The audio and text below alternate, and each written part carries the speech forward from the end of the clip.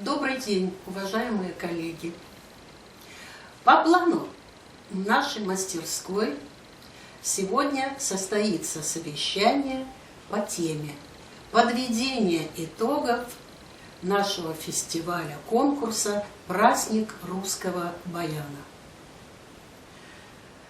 В этом году конкурс должен был состояться 28 марта, но по известным нам обстоятельствам конкурс перенесен на сентябрь месяц. Подведение итогов этого конкурса мы сегодня 11-го мы не можем, но зато мы можем подвести итоги за прошедшие 10 лет. 10 лет, которые мы уже отмечаем у себя в Самаре как праздник русского баяна. А история этого конкурса, его возникновения, идет от следующего события.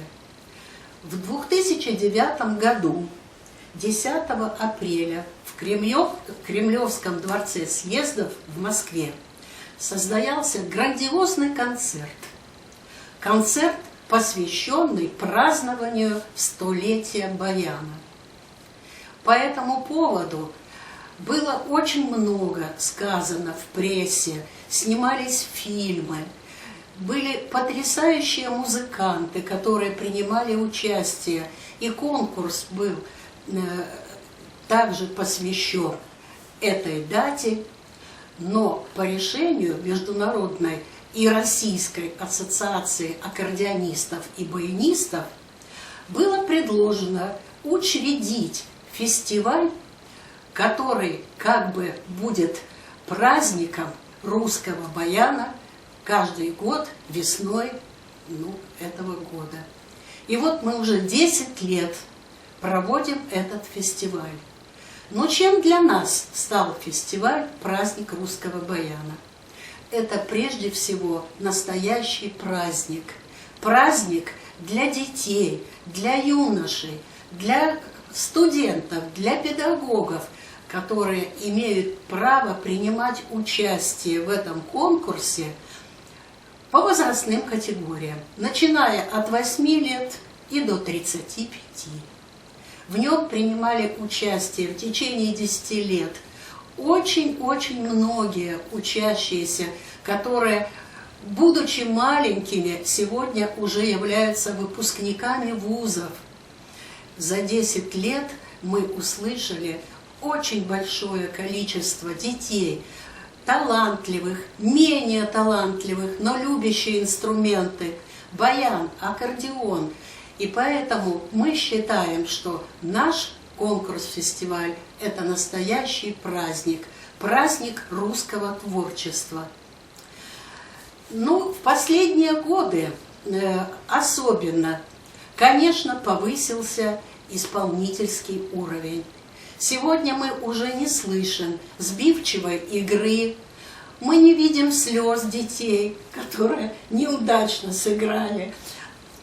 Мы видим счастливые лица, мы видим педагогов, которые принимают постоянно участие в подготовке учащихся, которые сами участвуют в этом празднике.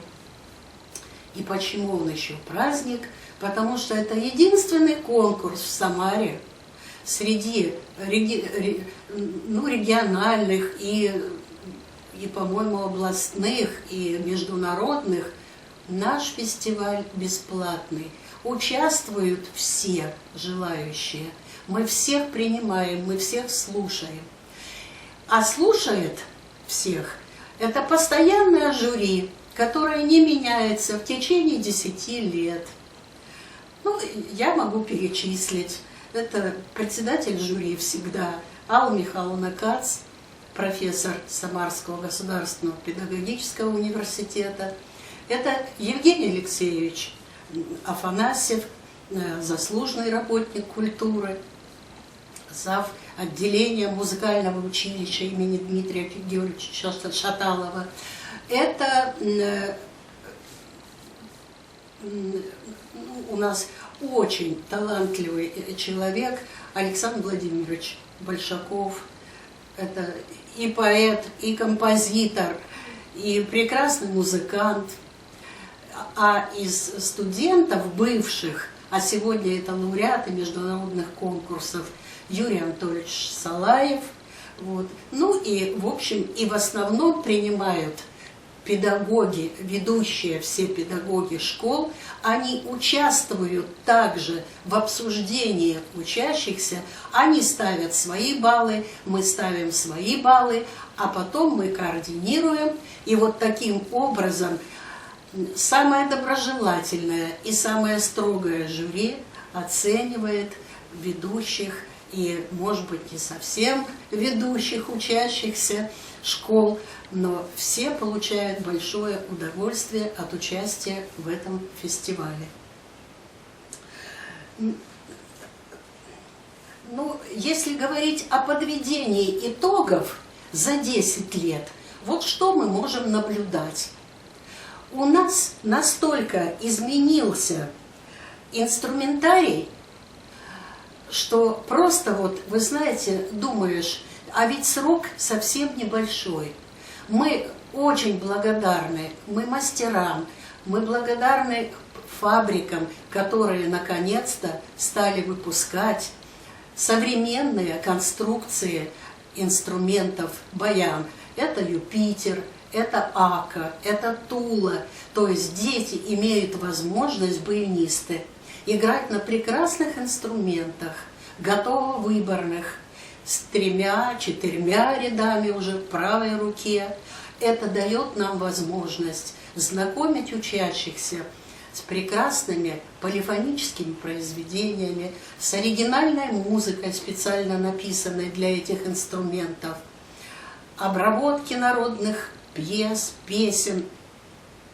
Вот единственное, конечно, это немножко в этом плане страдают аккордеоны. Аккордеоны у нас почти везде старых конструкций, ну, которые просто уже надо списывать. Вот. Ну, надеемся, что, может быть, и аккордеоны у нас будут приобретаться. А ведь все эти инструменты уже почти все приобретены школами. Конечно, проблема очень большая. Проблема в том, что в школе эти инструменты есть, а ведь дома у учащихся таких инструментов практически нет ни у кого. И этим детям приходится заниматься только в школах. Стоимость инструментов довольно большая, но вот как видите, кто-то все-таки приобретает. Вот, дети, которые уже целенаправленно обучаются, идут в музыкальное училище, а затем и в институт, в консерватории, конечно, приходится приобретать дорогостоящие инструменты. Ну, я думаю, что нам вот дали эти конкурсы в плане повышения квалификации преподавателей. Это прежде всего преподаватели ищут новый репертуар. Они постоянно общаются. Они, имея теперь уже постоянную связь с ноутбуками, с компьютерами, инщут новый репертуар, который очень часто появляется. Это профессионализм в плане игры на готовых инструментах, на выборных инструментах. И потом общение на таком уровне – это ведь умение слышать, умение слушать себя, умение анализировать. Это очень многое дает и учащимся, и родителям, которые присутствуют постоянно у нас на всех конкурсах, фестивалях. И я думаю, что в дальнейшем мы это будем развивать. Ну и надеюсь, что вот учащиеся, которые у нас постоянно занимают призовые места, из года в год, они готовятся практически одними и теми же педагогами. Вот сейчас я бы хотела проанализировать и назвать этих педагогов, которые в течение 10 лет постоянно готовят учащихся. Это детская музыкальная школа номер 14, Лилия Ивановна Казинец. Это Людмила Николаевна Седова, это детская школа искусств номер 12. Это педагоги из школ искусств номер 11, Платонова Марина Геннадьевна. Детская школа искусств номер 17, Чекова Галина Николаевна, которая не только готовит учеников, она сама участвует в ансамбле со своими учениками. Кроме того, очень много ребят из музыкального училища у нас постоянно играют, постоянно становятся лауреатами, а сейчас это уже студенты Ленинградской консерватории, которые приезжают к нам с сольными концертами. Ну, я думаю, что это студенты и вуза нашего. У меня практически все студенты прошли тоже через этот конкурс, фестиваль и становились лауреатами. Но вот сейчас я бы хотела, чтобы вы послушали наш последний конкурс, фестиваль вот, учащихся. И не только последний конкурс, а ну вот то, что вот нам предложат послушать, это дети, которые были маленькими. Вот сегодня так интересно и так смешно смотреть, а сегодня это уже юноши, взрослые. Вот. Я думаю, что и вам будет интересно наблюдать такую картину. Ну, а потом мы подведем некоторые итоги. Спасибо.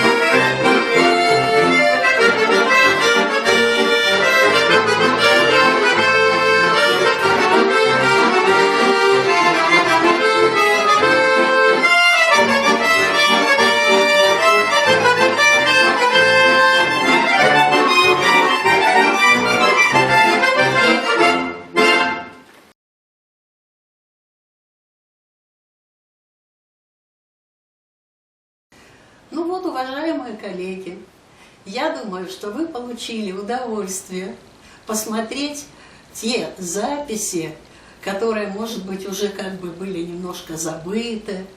Дети наши подросли. Ну, я думаю, что в сентябре у нас этот праздник обязательно состоится. Готовьтесь, готовьте ребят, готовьтесь сами, педагоги, к участию в этом конкурсе, фестивале.